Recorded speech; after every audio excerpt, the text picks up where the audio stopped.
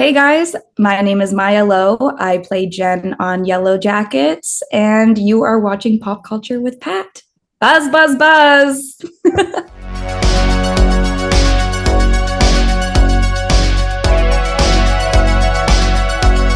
Guys, welcome back to Pop Culture with Pat. So I am super excited to be joined by today's guest. Today I am talking to Mya Lowe about all things Yellowjackets. So excited to have you on the show today. Thank you for coming on, Mya.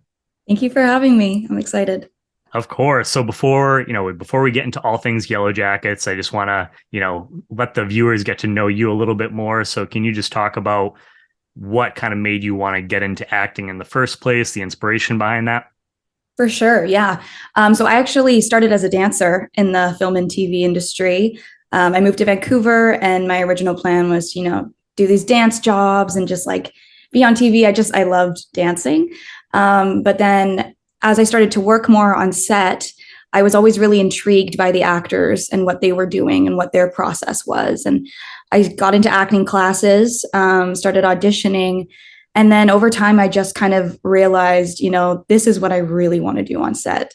So I decided to take a step back from dance, have it be on the side as like my hobby, but then pursue acting completely. And since I've made that choice, like a ton of stuff has just fallen into place. And I think with acting, I fell in love with the idea of being able to just express completely how I feel. I'm a very expressive person, and emotional. So it feels like the right thing to do when I'm doing it. So it seemed like the perfect kind of fit then.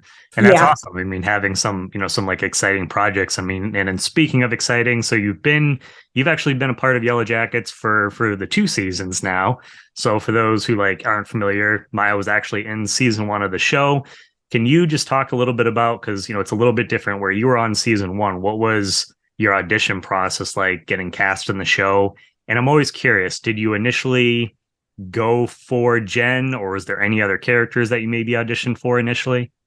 Yeah, so I originally auditioned for Mari, and as we went through the audition process, I think we did a callback as well, and then and then they decided to make 2 more characters, which were kind of going to be like unveiled as it went on. So that's when I was hired as Yellowjacket #1. So the opportunities were kind of like endless with what would happen. And I didn't know that it was going to be Jen. So that was actually like a season 2 decision to name her that and to kind of bring in this like personality for her. And I'm really happy with where it kind of landed. I love her character, and I love that I kind of got to play with it and have little moments of season 1, but season 2 is where she really comes out to like speak her mind and show her personality. Yeah, no, for sure. And once you were cast on the show, where did you draw inspiration from, and what was your approach to bringing this character to life? So when I first read about the show and what it was going to be, I was like, wow, I've never read anything like this. I have never, auditioned for a show that's going to be about a soccer team stuck in the woods. And that really intrigued me. I had read the book years back called Alive. Yep. About that team who was, stuck in the wilderness and, Arctic technically, right? It really stuck with me. Like there's certain parts of that really stuck with me. And I know that people kind of describe Yellowjackets as like a mix of Lord of the Flies and Lost. And I watched a bit of Lost as well. So I found it all really intriguing. And I think that what really helped me figure it out was as we started shooting. I mean, we were in the wilderness for season 1. We were in the forest. So that really helped bring it to life for everyone, I think. I think going in, none of us had any idea of what it would really feel like to portray these characters and to, be doing such intense work. But being in that actual environment and having days where it was cold and night shoots where it was spooky in the forest, really helped. So I think it was kind of like as we went on, we all learned and adjusted to what this would mean for our characters and what role the environment played in the show as well.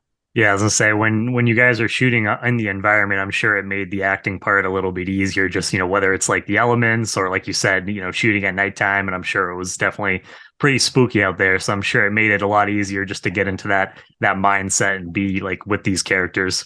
Oh, absolutely. The night shoots, we didn't have a ton of them, thankfully, but when they were night shoots, it's spooky in the forest and people are kind of like feeling around trying to figure out where to go.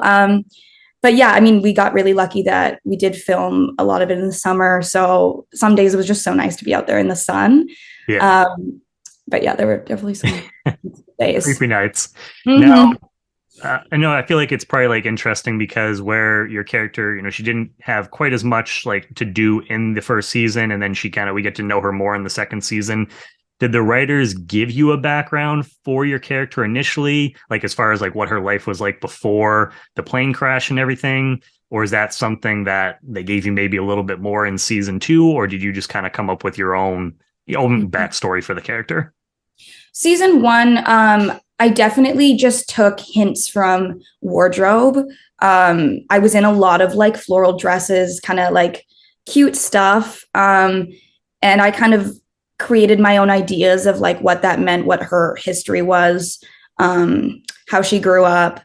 But season 2 is where I got a bit of a background just in terms of like her personality. And then that first scene I had with Jenna and Nuha, that gave a lot of clue as to our dynamic. And I think that scene really set us up for the rest of the season and how we interact with each other.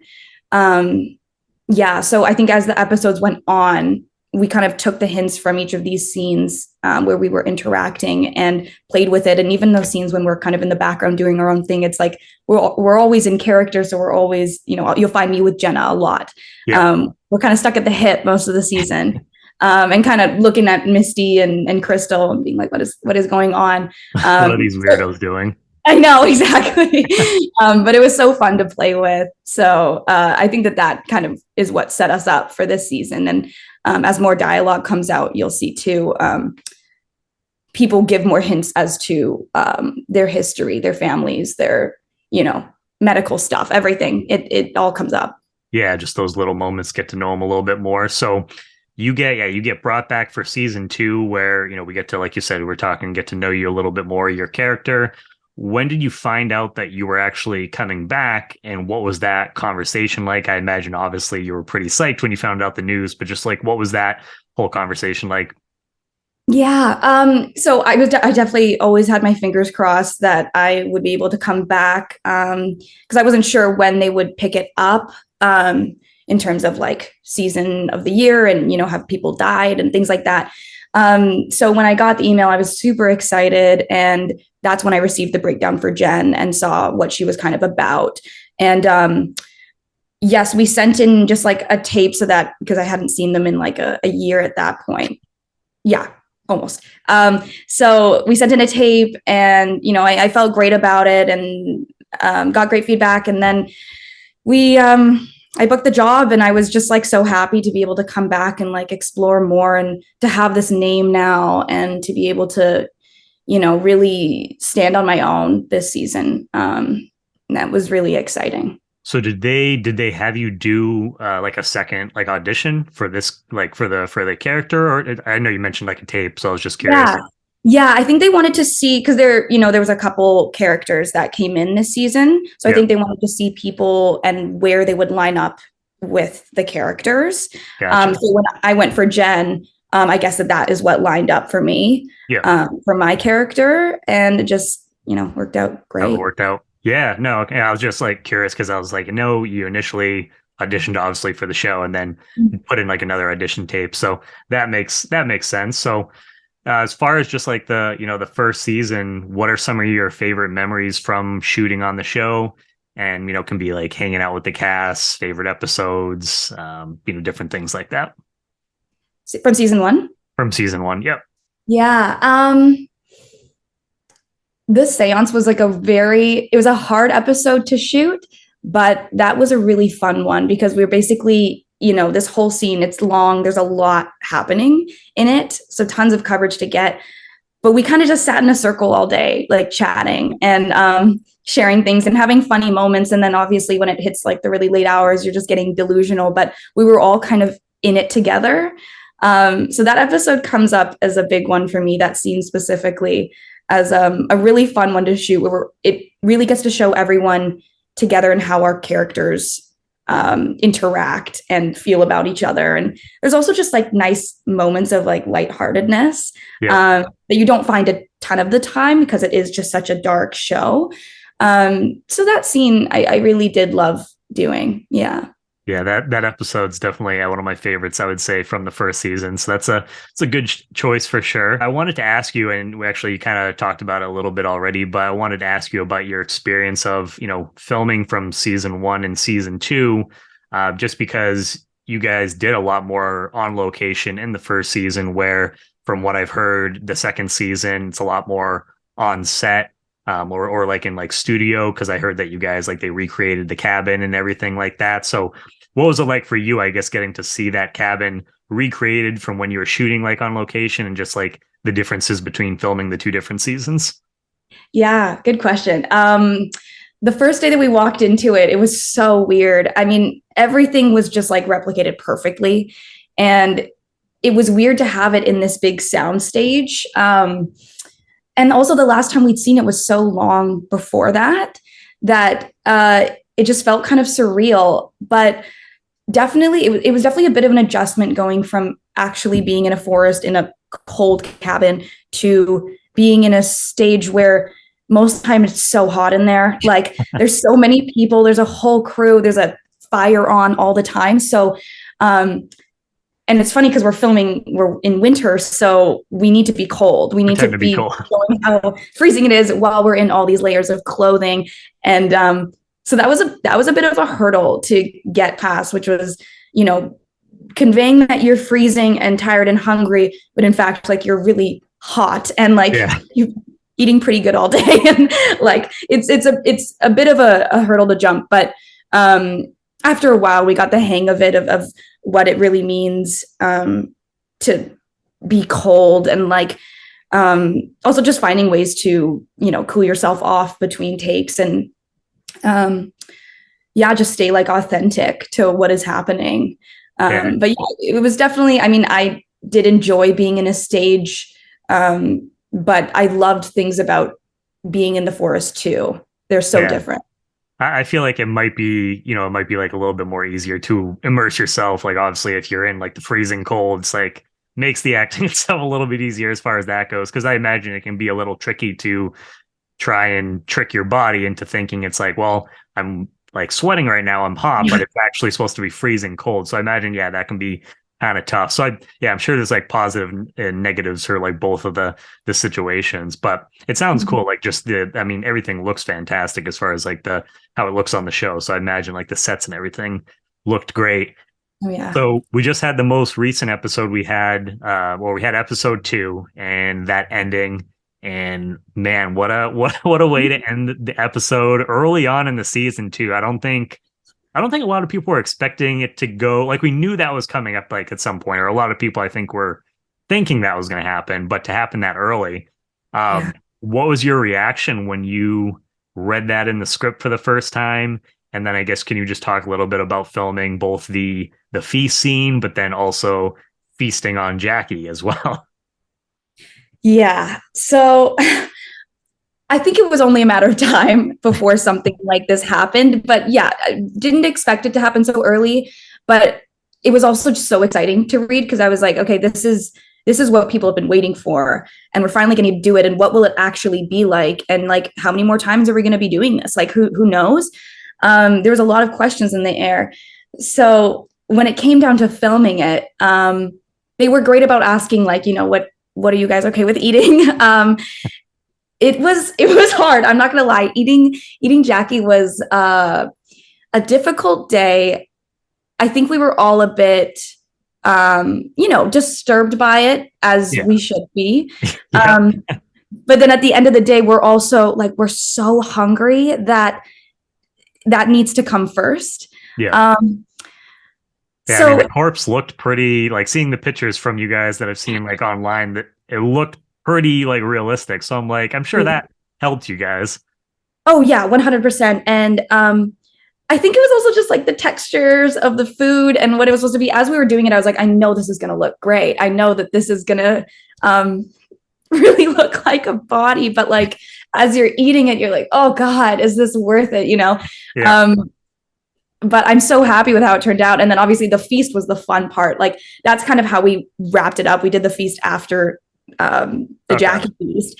So it was kind of like a nice little like reward almost, because we're eating like great stuff and just getting to be like pigs about it. And that was actually a really fun day as well. That was on location, so we were actually in a forest that day, and we got to be like dressed up and have makeup done for the first time. So that was really cool to kind of go and see everyone and see how just like beautiful everyone was, and also getting to stuff our faces with food. So it was a nice switch. Yeah, I was to say it's nice that you guys kind of got the tough stuff out of the way, first with the feasting on Jackie, and then you got to wrap up with that. And like you said, I mean, most of the time you guys, just because of where you're out stuck in the woods and stuff like that, you guys are covered in dirt and like the clothes and all that stuff. Like, so I'm sure that must have been refreshing. I feel like some of you guys must have been like, wait, are we like filming the same show just because you're so used to being in the other getup for such a long period? Oh yeah, we took so many pictures that day. There's so many pictures because we were just so happy to look like that and be in dresses and not tons of layers of, dirty clothing. It was very nice to switch it up that time. Yeah. And so for episode 3, well, actually end of episode 2 going into episode 3, poor Coach. Man, do I feel so bad for that guy. Just the look on his face, he's like, I am totally screwed. So in episode 3, we get to see a scene where he comes into the cabin and you're sitting there and you say something along the lines like, what, are you hungry? And then you get on the floor, start crawling around, and you have like foam coming out of your mouth. So can you just talk a little bit about filming that scene? Yes. So, that was like a really cool little hallucination scene to do. It's funny. So the sides got changed pretty close to shooting, and I guess I just did not read the right ones because I was in makeup that morning, and I was like, okay, I'll check the scene I'm in today. And I read it and I was like, oh my goodness, this is really different from what it was before. I'm going to be an animal today. Like I'm going to get to do this. So immediately I go to my trailer and I'm practicing on the floor. I'm like, how am I going to crawl towards this man? And we went to block it, and Jeff was directing that episode, and he's great. And he's like, are you familiar with animal work? I'm like, yes, I am. I've done some of that. So it really came into play that day. And I'm happy that I had that training to fall back on. And Steven is wonderful to work with. I love Steven. So getting to do that scene with him was such a joy. And it was shocking. And as we were filming, it was cool because we got to do POV shots. So I'm getting to stare directly into camera and do it and pretend it's Steven and getting just super into it and just being so messy. And yeah, I couldn't have asked for like a better scene to do. I was scared by it at first. And then as we're shooting, I was just like, wow, this is so fun. This is why I do what I do. It's for things like this. So did either of you guys break during that scene? Like, did you have to shoot it like a couple times? Because I can imagine there could be either him or yourself maybe laughing at some point. Surprisingly, no, but during rehearsal, yes. As we were blocking, he's kind of like moving me away with one of his crutches, which is super funny. But no, for the most part, when we were doing like the POV cameras, like, Steven was there watching to see what it really was, what it was that he was seeing. So it was a really important scene for him. And I'm happy that we got to do that together and kind of work through it together. Yeah, no, it came out great. And what did you do for the foam that was like coming out of your mouth? Yes, so there was 2 formulas that we used. There was one that was like originally just drool, and then so it was kind of like a sweet liquid. It was fine, but then the actual foam was like club soda and some kind of powder. I totally forget what it is now. But we mixed it up, and originally we started with drool, and then we were like, okay, we need more. So we added in the foam, and it was just like coming out of my mouth from the very beginning and having to hide that. And it only took a couple tries before we could get it to just like come out properly. Yeah. And because I'm kind of speaking as I do it, it was like a bit overwhelming at first, but No, it wasn't awful. It wasn't terrible. And it Yeah. really added to the character and to that moment. Oh yeah, no, the whole scene came out great. I was just like, I mean, again, the look on his face as, he's having that he thinks it's real initially, but looking at you. So the whole thing came out great. So Mya, so you're out in the wilderness as Mya, so not your character. With the Yellowjackets characters though, who do you think you would connect with the most and why? Connect with. Okay. You know, from the beginning, like me and Jenna had a really sweet relationship. And I think her character, Melissa, is someone that just kind of like goes along with the ride. And as the season goes on, you see her transform a bit. But she's someone who is like genuine and present. And I think that I would really enjoy being with Melissa. I don't know how long we'd make it together, to be honest. But in personality wise, I love Melissa. I love Jenna. So that's what I would say. Yeah. Her. And I guess that kind of ties into the next question that I was going to ask you. So after working on Yellowjackets with this crew, if this group of people were to get stuck out in the wilderness, who do you think would be best equipped to handle that situation?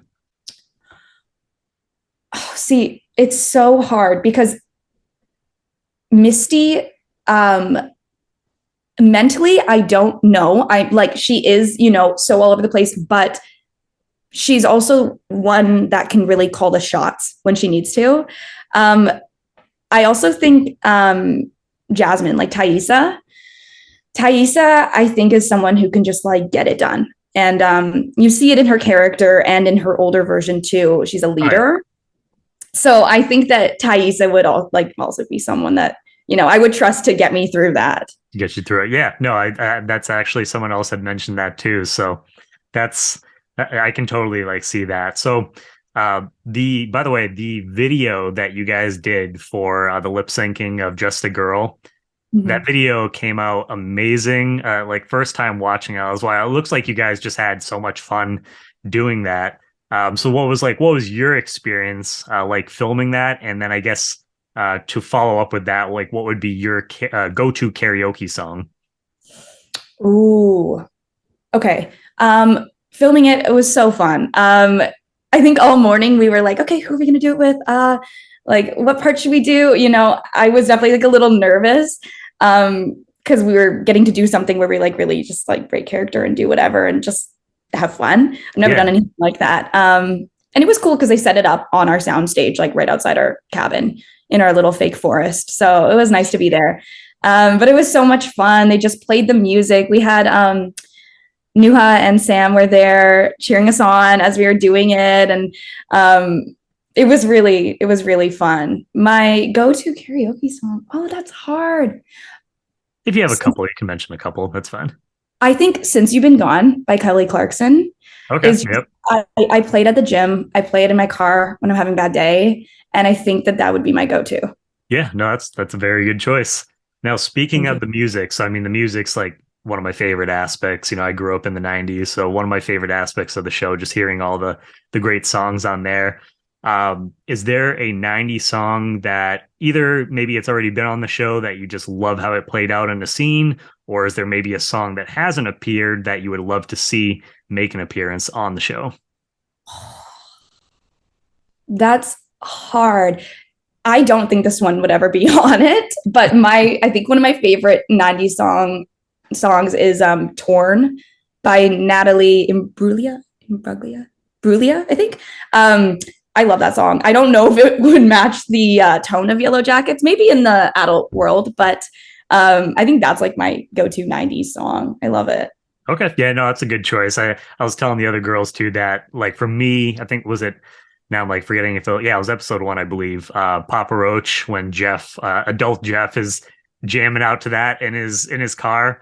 When that came on, just because I listened to that probably when I was a little too young to be listening to that song. But when that came on, I was just like, what? So that was like one of my favorite moments. But yeah, the whole playlist, I mean, is just fantastic. Okay. It's like every week, every new episode, I'm like, oh, sweet. Like, more tracks added to the Spotify playlist.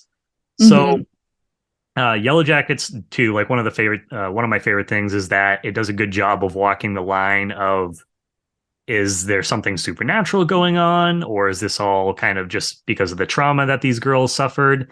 For you personally, have you ever had, or do you believe in the supernatural? And if you do, have you ever had like any personal experiences with it? Oh, interesting. I don't believe that we are like the only things on Earth. I think like there's definitely spirits walking around. I'm a pretty spiritual person. So I believe in like, greater good, a higher power, all of that.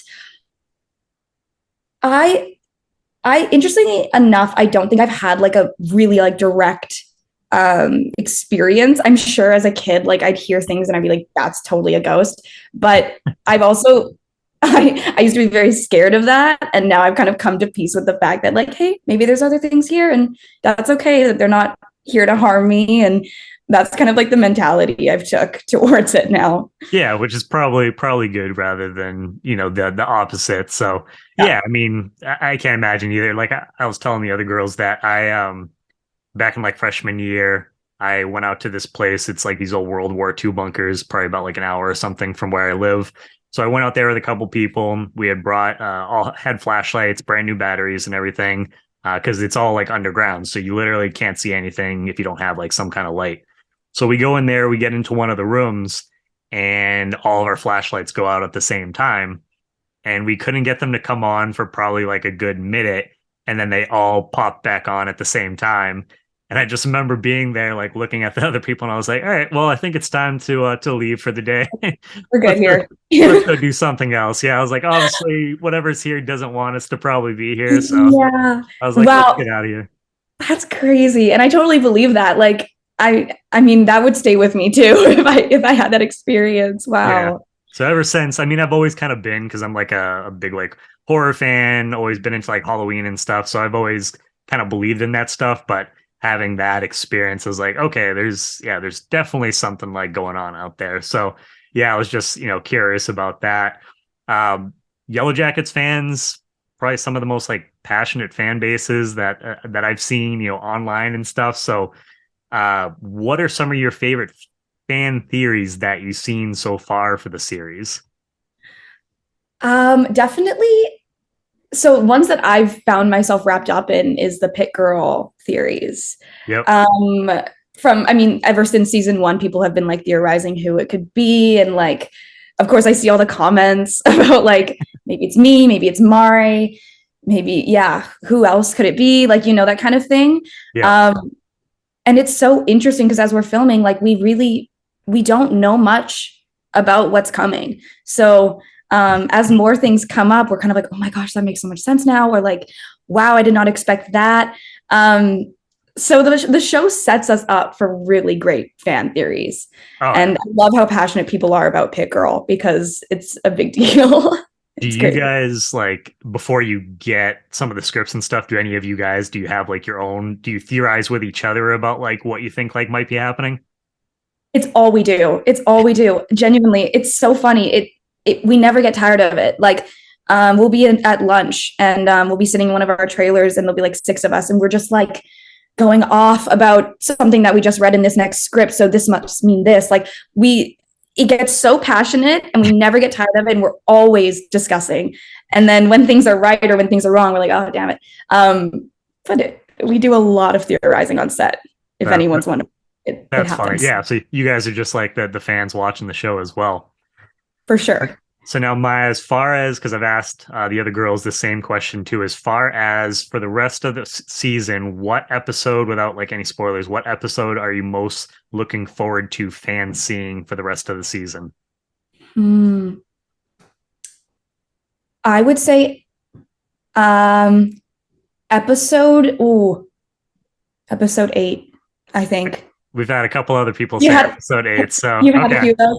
yeah, Yeah. I mean, every episode has something, yeah, but episode 8 is special. a There's lot going something on. about it. And I'm really excited for everyone to see that one. I'm excited to see it too. Perfect. Okay, so yeah, definitely looking forward to episode 8, where we've gotten that from a couple of you guys now, so I can't wait to see and maybe a little nervous about what we might see like in the episode too. But what can you just, as far as like for the rest of the season 2 in general, what can fans, expect for the rest of season 2 for Yellowjackets? I think just a lot of dark, disturbing themes. I think that things that you think could happen might happen. I'm keeping it very broad, but I want you guys to be surprised. But I think certain parts will be a hard watch in either timeline. There's things that happen that are intense and dark and disturbing, and filming it was hard. And I know that watching it will be a really interesting experience for a lot of people. But I think that the way that it was shot, the writing, all of that really did it justice. So I'm excited for everyone to, see these things pop up as we go. Oh yeah. No, if it's any indication of the episodes that we've seen so far, I'm excited to see how the rest of it, plays out. So is there anything else that you would like to say to the fans just to wrap things up, and where can fans, keep track of like your work going forward? For sure. You guys can find me on Instagram at Mya Lowe. It's my full name. Also, keep these theories coming in. We love the comments. We love hearing what you guys think of every episode and all the little things that you find. We love that you guys pick up on those things, because there are a lot of little important hints throughout the season, and you'll find it in season 1 too. So yeah, keep the theories coming, keep commenting, keep sharing stuff. We love seeing it. Well, thank you again, Mya, so much. It's been a blast, talking to you and just all things about your career and Yellowjackets. Like I said, I can't wait to see how the rest of this plays out. And again, just appreciate you taking time out of your schedule to come on here and do this. Yeah, of course. Thank you so much for having me. Hey guys, my name is Mya Lowe. I play Jen on Yellowjackets, and you are watching Pop Culture with Pat. Buzz, buzz, buzz.